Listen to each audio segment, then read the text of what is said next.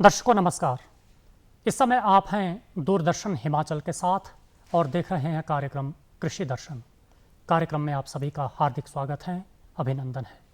दर्शकों, आज के कृषि दर्शन में हम बातचीत करेंगे पहाड़ी गाय के संरक्षण पर, और इस विषय पर बातचीत करने के लिए हमारे साथ स्टूडियोज़ में हैं एक समाज सेविका और गौपालक किसान श्रीमती नीरज श्याम शुक्ला, जो एक पेशे से शिक्षिका भी हैं और स्वेच्छा से समाज सेवा के नाते ये पहाड़ी गायों का पालन करती हैं, उनका संरक्षण करती हैं और गायों से प्राप्त मूल्यवर्धित उत्पाद बनाती है। ये न केवल एक सफल गौपालक किसान है बल्कि समाज के लिए एक प्रेरणा स्रोत भी है। नीरज श्याम शुक्ला मूलतः जिला शिमला के रामपुर बुशहर की रहने वाली है और ये वहीं पर अपनी एक निजी गौशाला का भी संचालन करती है। श्रीमती नीरज श्याम शुक्ला, कार्यक्रम में आपका स्वागत है, अभिनंदन है। धन्यवाद आपका। हमारे दर्शकों को सबसे पहले आप ये बताएं कि जो पहाड़ी गायों के पालन में है, इसकी शुरुआत आपने कब और कैसे करी? इसकी शुरुआत हम लोगों ने 2014 में करी थी जी। 2014 में एक हम लोग देखते थे कि सड़कों में इतनी गाय बेसहारा घूम रही है, इतनी एक्सीडेंट हो रही है, कोई उसका कोई भी ख्याल नहीं कर रहा है। लोग आते हैं, जाते हैं, देखते हैं और मुंह पे कपड़ा रख के चले जाते हैं। किसी को केयर नहीं है कि उसको थोड़ा सा ट्रीटमेंट कर दो या डॉक्टर को बुला लो। तो फिर एक बार क्या हुआ कि रामपुर में ही एक जगह पे एक गाय थी और वो जब उसको ना धीरे काफ़ी दिन हो गए थे, धीरे धीरे उसकी पूरी बॉडी में कीड़े, पिछले अगर पलट के देखा उसको, और पूरी खोखली हो चुकी थी वो गाय जी। और उस वक्त हमारे को इतना दुख हुआ कि तब से शुरू वो ये एक जो था आपके मन में हाँ, ये संवेदना जागी हाँ जी, कि गायों का संरक्षण हाँ किया जी, जाना चाहिए। फिर शुरुआत में फिर हम लोगों ने जितनी भी एक्सीडेंटल गाय होती थी, कोई बेसहारा होती थी, उन सबको केयर करनी शुरू कर दी। फिर शुरू में क्या करते थे हम लोग, हमारे घर के नीचे आंगन है और एक कमरा भी है, काफ़ी बड़ा कमरा है, तो वहाँ रखा करते थे हम। वहाँ पर कम से कम हम 10-12 गाय रखते थे, छोटे बच्चों रखा करते थे। हमारी माता जी भी काफ़ी इसमें बहुत उनका बहुत ही सहयोग है इसमें जी। तो धीरे धीरे फिर 10-12 गाय से, तो क्योंकि यहाँ तो अथाह गाय है सड़कों में, बिल्कुल। तब ये सोचा कि गौशाला ही बनाई जाए। बिल्कुल सही बात। हाँ जी। तो फिर हम लोग माननीय मुख्यमंत्री जी से मिले, फिर हमने गौशाला का शुरुआत कर ही दी थी। जी। हाँ जी। नीरज श्याम जी, आपने कहा कि आपने उन गायों का पालन करना शुरू करा, संरक्षण देना शुरू करा जो आवारा थी और किसी ने छोड़ दी थी। हाँ जी। क्या आप सिर्फ उन्हीं गायों को पालती हैं या पुश्तैनी तौर से भी आप कुछ पहाड़ी गायों का पालन करती हैं? सबसे पहले तो एक तो हम गाय को आवारा कहना बहुत ही दुख लगता है, जी, जी। है ना, क्योंकि ये तो बेसहारा है। बिल्कुल। आवारा तो हम लोगों ने इनको छोड़ के बनाया है ना। ये सही बात है। तो और हम लोग पुश्तैनी, हम लोग प्राचीन जो गाय होती थी हमारे पहाड़ की, पहाड़ी गाय, ये हमारी प्राचीन गाय है। ये जो जर्सी हॉस्टन गाय है, ये तो बाद में लाई गई है। जब दुग्ध क्रांति आई थी 1970 में, तो किसानों की आय बढ़ाने के लिए ये जर्सी गाय, हाँ जी, ये आई थी। तो इसको आने से क्या हो गया कि हमारी जो अपनी गाय थी, जो एक औषधालय एक तरह से हमारी जो पहाड़ी गाय है, बिल्कुल, है ना, वो धीरे धीरे घरों से बाहर निकलने लग गई और जो ये जर्सी गाय है ये घरों में आने लग गई जी। तो फिर अब आप देखेंगे गांव में अगर 20 घर है किसी गांव में, तो आपको 6-7 घरों में जर्सी गाय ही नजर आएगी। बिल्कुल। ठीक है, बाकी तो लोगों का अब गौ पालन करना ही नहीं चाहता कोई। सही बात। और पर जो बच्चे कुछ जो करते हैं वो जर्सी गाय का ही गौ पालन करते हैं। हमारी अपनी जो पहाड़ी गाय है वो सड़कों में मर रही है। जी। आपने बात कही कि आप पहाड़ी गाय का पालन करती है, और जाहिर सी बात है कि कृषि और पशुपालन की जो हमारी परंपरागत संस्कृति है, उसमें गाय हमारी एक संस्कृति से भी जुड़ी है, गाय के साथ हमारा एक नाता भी है। बिल्कुल। और इसके साथ साथ अगर हम देखते हैं कि कई सारी ऐसी ज़रूरतें हमारी जो कृषि से पशुओं की और पशुपालन से कृषि की पूरी होती है। बिल्कुल। तो ये कृषि अर्थव्यवस्था का एक महत्वपूर्ण हिस्सा रही है। हाँ जी। और गाय के पालन से, क्योंकि एक दुधारू पशु है, इससे हमारे परिवार के पोषण की ज़रूरतें भी पूरी होती हैं। हाँ जी। और पहाड़ी गाय, आपने जिक्र किया कि एक औषधालय है। हाँ जी। किस मायने में आप इसको, पहाड़ी गाय को, एक औषधालय मानती हैं? इसका जो गोमूत्र है जी, खासतौर से पहाड़ी गाय का, जर्सी गाय का, ना ही हॉस्टन गाय का, ना ही दर नस्ली का। हाँ। और पहाड़ी गाय भी वो पहाड़ी गाय जो चरने जाती है, वो ठीक है। पहाड़ी गाय नहीं जो घरों में मतलब बंद रखी हुई है, ठीक किसी छोटे से कमरे में बंद रखी है, वो वाली पहाड़ी गाय नहीं। वो पहाड़ी गाय जो रोज़ जिसको 8 किलोमीटर जंगल में चराने भेजा जाता है, जी। वही पहाड़ी गाय औषधालय है हमारे लिए, क्योंकि वो वो जड़ी कैसे? बूटियाँ खाती है, उसको सनलाइट, सूरज की रोशनी आ रही है। जी। क्योंकि आपको पता है जो हमारी पहाड़ी गाय है उसमें सूर्य नाड़ी होती है, जिसके दूध से वो उसमें एक तत्व बनता है जी। है ना। तो जो गोमूत्र है, गोमूत्र कितनी बीमारियों का, आप मानेंगे नहीं कि आंखें, हमारी गौशाला में कितने लोग आते हैं जो आंखों में छींटे मारते हैं गोमूत्र का, जी। और उनकी चश्मे तक उतर चुके हैं। अच्छी बात हाँ जी, है। हाँ जी। जी, तो आप कौन कौन सी नस्लों की पहाड़ी गायों का पालन अभी कर रही हैं? हमारे पास अभी साहिवाल है और हमारी अपनी हिमाचली पहाड़ी गाय है। जी, जो प्राकृतिक रूप से यहाँ के जो पर्यावरण और चरागाहों में जो वातावरण है उसके अनुसार से अनुकूलित रूप से स्वतंत्र जीवन जीती हैं। पहाड़ी गाय जो छोटी पहाड़ी गाय होती है। जी। हाँ जी। उसमें और जो बाकी देसी नस्लें उसमें, उनमें आप क्या फ़र्क देखती हैं? बाकी देसी नस्ल जैसे हॉस्टन हो गई हमारी, तो अब जो हॉस्टन है ना, इनके दोनों के, अगर आप हॉस्टन घरों में इसलिए लाई गई है क्योंकि ये 15 लीटर दूध देती है, दूध बढ़े इसीलिए लाई गई है। इसीलिए लाई गई है। और जो हमारी पहाड़ी गाय है ये कम दूध देती है, 2-3 लीटर दूध देती है। हाँ जी, हाँ जी। ठीक है, पर ये 2-3 लीटर दूध अमृत के समान है। ये अब आप अगर आयुर्वेदिक डॉक्टर को बोलेंगे तो वो जो दवाई देते हैं वो बोलते हैं कि पहाड़ी गाय के दूध से ही आपने ये दवाई लेनी है। वो ये नहीं बोलते कि जर्सी गाय के दूध से ये दवाई लेनी है, क्योंकि उनको पता है कि उसमें वो तत्व है जिसके वो दवाई के साथ वो असर करेगा। ठीक है जी। और आप जैसे दूध की बात करी आपने, इसके साथ जो दूध से हम दही, मक्खन और घी, इसके दूसरे उत्पाद बनाते हैं, क्या आप उनका भी जो है प्रवर्धन करते हैं? अब गौशालाओं में ज़्यादातर सड़कों वाली गाय आती है जी, तो वो और बीमार भी होती है और कमज़ोर भी होती है जी। वो इतना दूध नहीं देती है। और गौशाला में आपको पता है, अगर हम घर में रखें, कोई घर में रखता है तो ये उम्मीद रख सकते हैं कि वो गाय अच्छे से दूध देगी, पर गौशाला में मैक्सिमम वही गाय आती है जो बीमार होगी या प्लास्टिक खाया है। जी। तो दूध का उत्पादन हमें वही उन्हीं गाय बढ़ा रही है। हम लोग अब कोशिश कर रहे हैं कि हमारी गाय भी एक नस्ल सुधार कर रहे हैं कि हमारी गाय जो पहाड़ी गाय है जो आधा लीटर दूध दे रही है वो 1.5-2 लीटर तक आए। जो हमने 4-5 साल पुरानी हमारे पास है वो अब धीरे धीरे 3 लीटर तक आ रही है, जो कभी हमारे को आधा लीटर दूध दिया करती थी। ठीक है जी। हाँ जी। तो जैसे हम देखते हैं कि एक पहाड़ी गाय अगर आपने पालनी है और बहुत ज़्यादा संख्या में पालनी है तो उसके लिए एक गौशाला होनी चाहिए। तो गौशाला का चयन आपने कैसे किया और कैसे आपने गौशाला के निर्माण के माध्यम से इस गौपालन की तरफ आगे बढ़ रही है?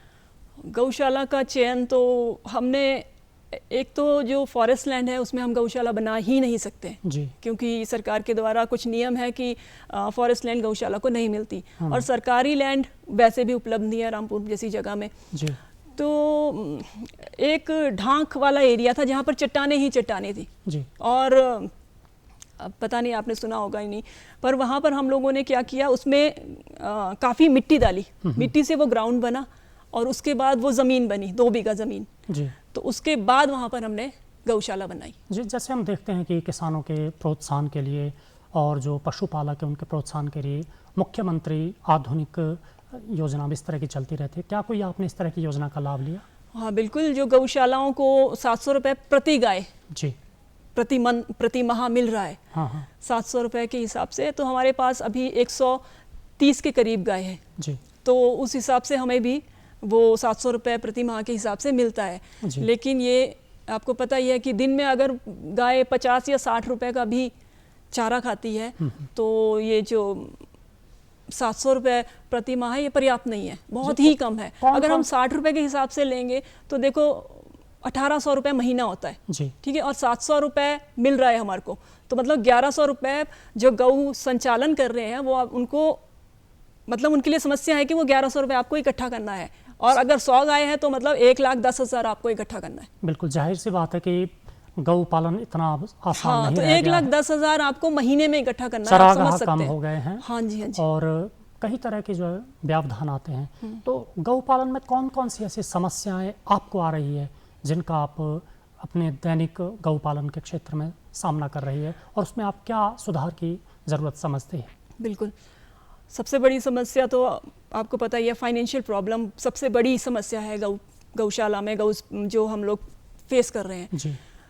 अब अभी आपको बताया कि एक गाय अगर 60 रुपए दिन में उसको हम चारा दे रहे हैं, कम से कम 60 रुपए का दिन में, तो महीने में उसको 1800 रुपए लगते हैं। तो 700 रुपए हमको सरकार से मिलते हैं, पर 1100 रुपए तो हमारे को डोनेशन मांगने पड़ते हैं। अब वो कितनी जगह हम मांगेंगे?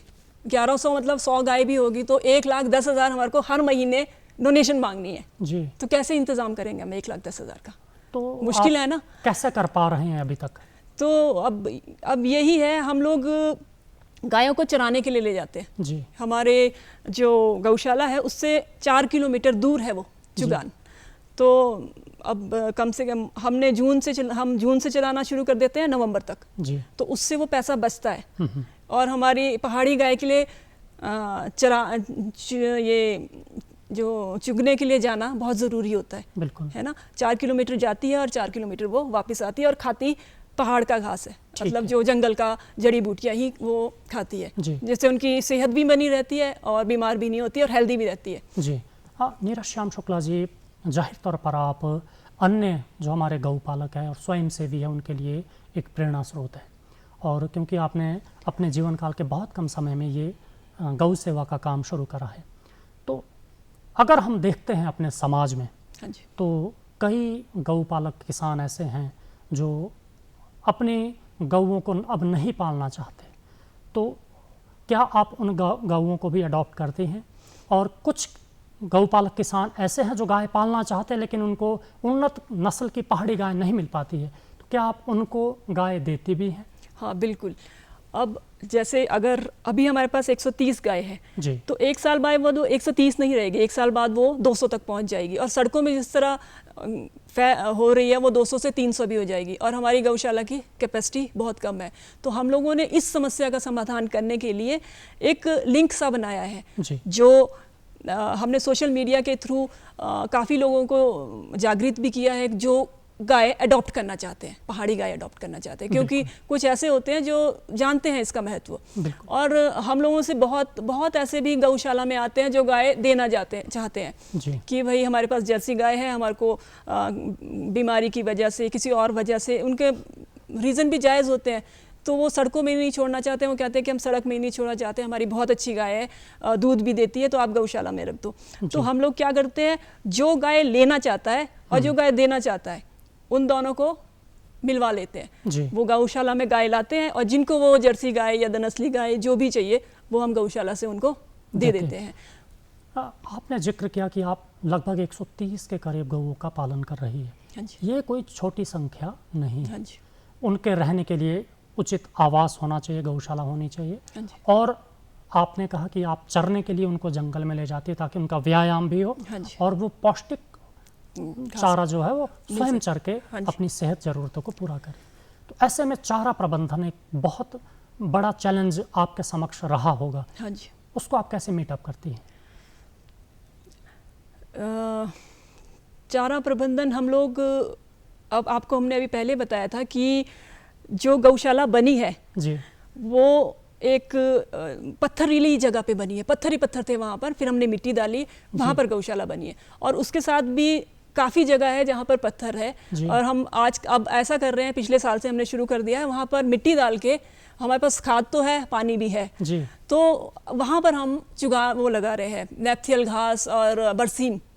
और वो क्योंकि पहाड़ी गाय के गोबर में जो 10 ग्राम गोबर में भी 500 करोड़ जीवाणु होते हैं, जो सूखी ज़मीन को भी, बंजर ज़मीन को भी बहुत उपजाऊ, ये हमने प्रैक्टिकल करके देखा है। और कोई अगर गौशाला में आके देखना चाहे तो वो देखेगा कि उस पथरीली ज़मीन जो जहाँ पर ढांक था वो कितनी उपजाऊ बन चुकी है। बिल्कुल सही बात है। हाँ नीरज जी, आपने बात करी कि पहाड़ी गोबर के लाभ अनेक हैं। हाँ जी। लेकिन इससे, जैसे हम प्राचीन उसमें देखते थे कि गोबर के कंडे बनते थे जिसको अलग अलग, कोई गोटू बोलता है, कोई गोशु बोलता है, वो उसके उपले बनाकर जलाने के काम आते थे। हाँ जी। और कौन कौन से ऐसे मूल्यवर्धित उत्पाद हैं जो आप गाय के गोबर से या गौमूत्र से बना पा रही हैं? गाय के गोबर से जैसे अभी राखी थी, तो राखी में रक्षाबंधन में हम लोगों ने राखी भी बनवाई थी, तो अब हम लोग शुरुआत कर रहे हैं कि हम एक स्वावलंब गौशाला की ओर जाएं।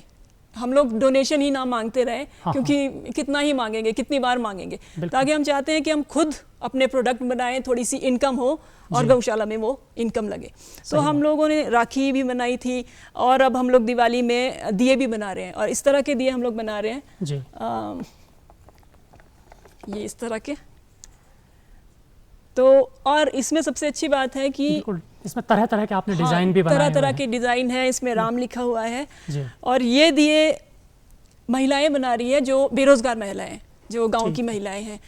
इससे उनको भी एक तरह से दिए का बनाने का पैसा मिलता है और हम लोगों को भी बेचने से इनकम हो जाएगी और वो इनकम हमारी गौशाला में लगेगी। और साथ में हमने ये धूप भी बनाना शुरू किया है। क्या नाम रखा इस धूप का आपने? गौ सेवा। ठीक है, तो ये कहाँ मिलेगा? अगर आपका ये गौशाला में ही बन रहा है, आपकी जो रामपुर में गौशाला है। कौन से स्थान पर आपकी गौशाला? ये हमारे है ये खोपड़ी कहते हैं उस जगह को, नियर पुलिस कॉलोनी, वहीं पर ही है, रामपुर शहर में ही। हाँ जी, रामपुर शहर। वहाँ तो लोग आके खरीद सकते हैं आपसे। जी।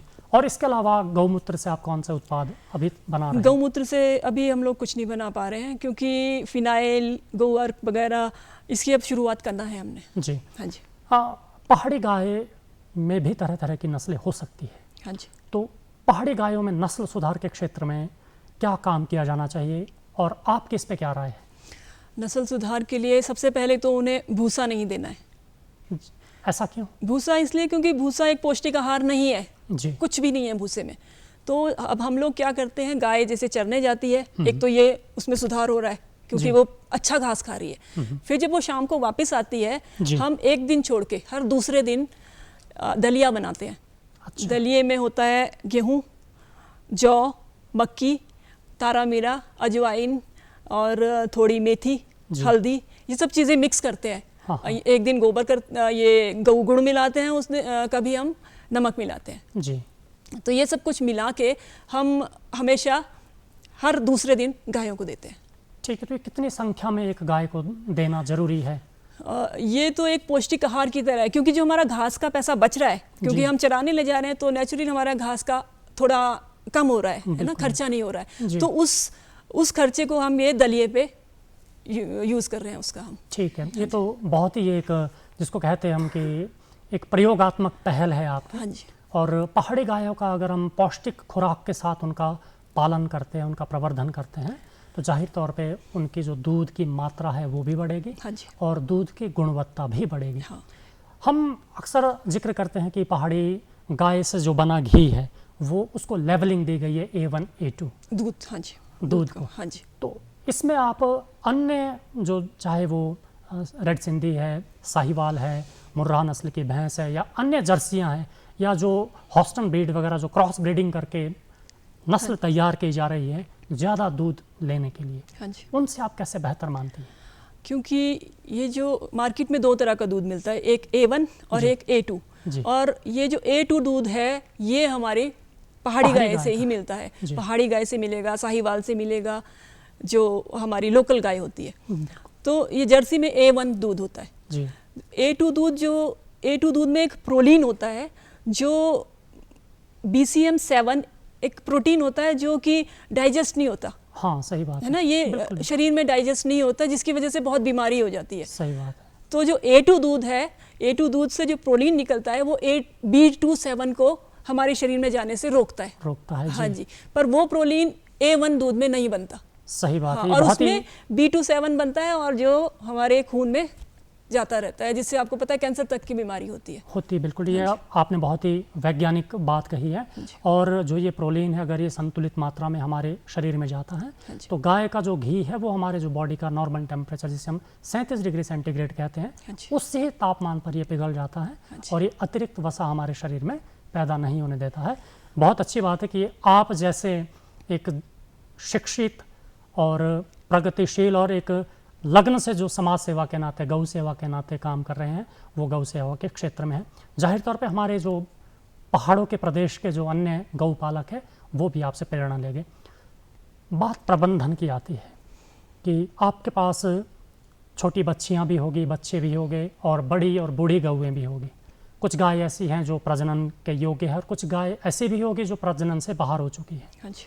तो प्रजनन के क्षेत्र में आप कैसे काम करती है? जैसे हम देखते हैं कि चिकित्सकीय सहायता से हम काम करते हैं उस, देखो, या फिर गौशाला प्राकृतिक तरीके में से? बिल्कुल सही बोल रहे हैं आप। गौशाला में छोटे बच्चे भी होते हैं, बिल्कुल छोटे बच्चे, बड़े भी होते हैं, बैल भी होते हैं जी और बीमार गाय भी होती है। जी। अब सबको एक साथ तो हम रख नहीं सकते। जो बीमार गाय है उसके लिए हमने अलग शेड बनाया है। जी हमारे पास आपको हम बताएं 50-50 किलोमीटर से भी एक्सीडेंटल गाय आती है, जी दुर्घटनाग्रस्त गाय भी हमारी गौशाला में आती है और उसके लिए अलग शेड बना है। जो प्रेग्नेंट गाय होती है, सुई हुई गाय होती है, जी। उनके लिए हमारा अलग शेड बना है। जो बूढ़ी गाय होती है उनके लिए हमने अलग सेक्शन बनाया हुआ है। बिल्कुल और जो जी। छोटे बच्चे हैं 1-2 साल के, जी उनके लिए अलग सेक्शन बनाया हुआ है। ठीक है जी। हाँ जी। तो ये तो बात हुई कि प्रबंधन आप कैसे करती हैं। खूबियों की अगर हम बात करें तो कैसे आप दर्शाएगी कि हमारे जो पहाड़ के, हिमाचल के जो गौपालक है, उन्हें सिर्फ पहाड़ी गायों के पालन की ओर ही आगे बढ़ना चाहिए। उन्हें सिर्फ ये नहीं देखना चाहिए कि वो हमारी जो जर्सी गाय है या भैंस है वो दूध ज़्यादा देती है। इस बारे में हमने काफ़ी महिलाओं से भी बात की कि आप पहाड़ी गाय क्यों नहीं पालते, जी पर सबको प्रॉब्लम है आय की। जर्सी गाय से आय होती है, इनकम आती है, घर में पैसे आते हैं, और पहाड़ी गाय से इनकम नहीं आती है। जी पर अब जो हमने एडॉप्शन वाला सिस्टम रखा है और जो हमारी पहाड़ी गाय एक तरह से जो हमारी पहाड़ी गाय जो कोई अडॉप्ट करना चाहता है वो गौशाला में आता है और ले जाता है। जी और अच्छी हमने बात। कम से कम 15 पहाड़ी गाय हम दे चुके हैं अभी जी। तक। काफ़ी बागीपुल जा चुकी है, निर्मंड जा चुकी है, बहुत सी, और लाहौल स्पीति तक हमने दी है जी पहाड़ी गाय के। तो उस वातावरण में भी वो गाय हाँ, जी लेती है। ठीक। तो जाहिर तौर पे हमारे किसान, ये जो पशुपालक हैं, गाय पालक हैं, उनको ये बात ध्यान में रखनी चाहिए कि हमारे जो ठंडे क्षेत्र हैं हाँ जी। उनके लिए पहाड़ी गाय एक प्राकृतिक वातावरण में पल सकती है, बढ़ सकती है हाँ और जी। प्रजनन करके दूध भी दे सकती है। और उससे जो अन्य गौमूत्र है, गोबर है और दूसरे जो मूल्यवर्धित उत्पाद है, उससे वो अपनी कृषि ज़रूरतों को भी पूरा कर सकते हैं। हाँ जी। हमारे जो अन्य गौपालक हैं उनको आप क्या संदेश देना चाहेंगे कि क्यों वो पहाड़ी गाय के पालन में आगे बढ़े? उनको तो यही कहना चाहेंगे हम कि इसके जो गोबर है, क्योंकि गौपालक है तो वो कृषक भी है, जी तो जो इसके गोबर में जो तत्व है वो और गायों में नहीं है। अगर वो अपनी कृषि को बेहतर बनाना चाहते हैं और फ्री ऑफ कॉस्ट, हाँ तो इसके गोबर की खाद बनाकर इसका अच्छे से उपयोग करें। सही और साथ में गौमूत्र, जी आपको पता है उससे हमारा घनामृत वगैरह बहुत सी चीज़ें बन रही है जी। जो कृषि के लिए बहुत ही फायदेमंद है। जी तो 0 बजट की खेती होगी इससे। जी। गौपालन के साथ साथ फिर आपके पास काफ़ी ज़्यादा संख्या में गोबर भी आता होगा, तो क्या उसकी आप प्राकृतिक रूप से जो केंचुआ खाद बनाने? हाँ, हम लोग केंचुआ खाद बना रहे हैं जी और ये भी एक अच्छा सोर्स है कि गौशाला को इससे भी इनकम आती है। जी। नीरज श्याम शुक्ला जी, आप आज के हमारे कार्यक्रम में शामिल हुए और आपने पहाड़ी गायों के संरक्षण विषय पर बहुत महत्वपूर्ण जानकारी और अपने अनुभव साझा किए। इसके लिए आपका बहुत बहुत धन्यवाद, आभार। दर्शकों, ये था आज का कृषि दर्शन।